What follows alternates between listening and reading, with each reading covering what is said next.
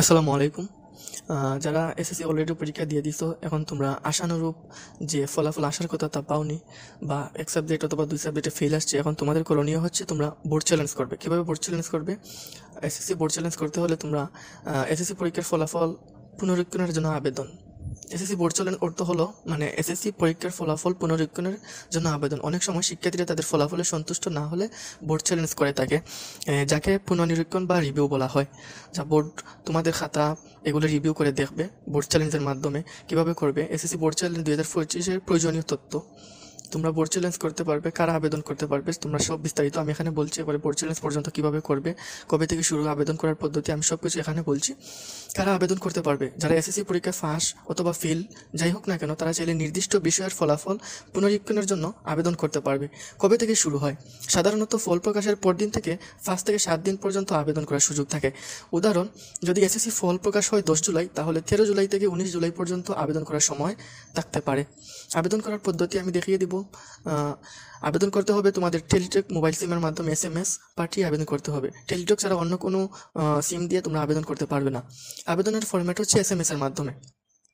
এসএমএসের মাধ্যমে, হোয়াটসঅ্যাপ অন্য কোনো মাধ্যমে তোমরা আবেদন করতে পারবে না, শুধু এসএমএসের মাধ্যমেই আবেদন করতে পারবে।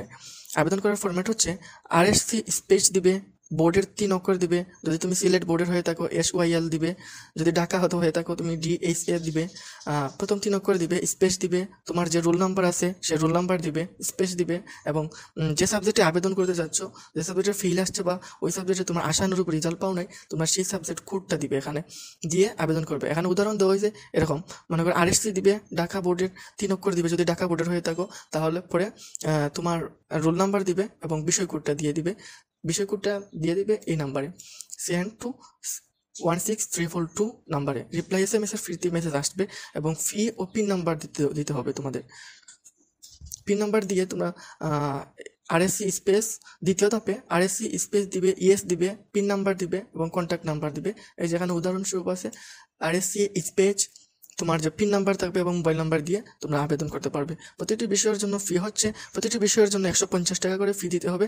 যেখানে এক বিষয়ে একাধিক পত্র থাকে, যেমন বাংলা ইংরেজি, সেখানে 2 পত্র মিলিয়ে 300 টাকা দিতে হবে। তোমরা যদি 2 বিষয়ে করতে চাও, মনে করো বাংলা ইংরেজি, তাহলে 150 মোট 300 টাকা দিয়ে আবেদন করতে পারবে।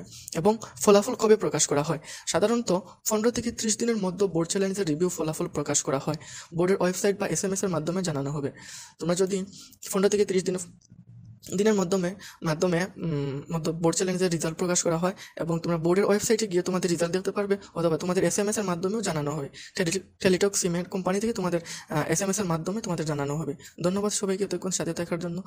ফেসবুক পেজে দেখলে ফলো করে রাখবে এবং ইউটিউবে দেখলে সাবস্ক্রাইব করে রাখবে। ধন্যবাদ সবাইকে।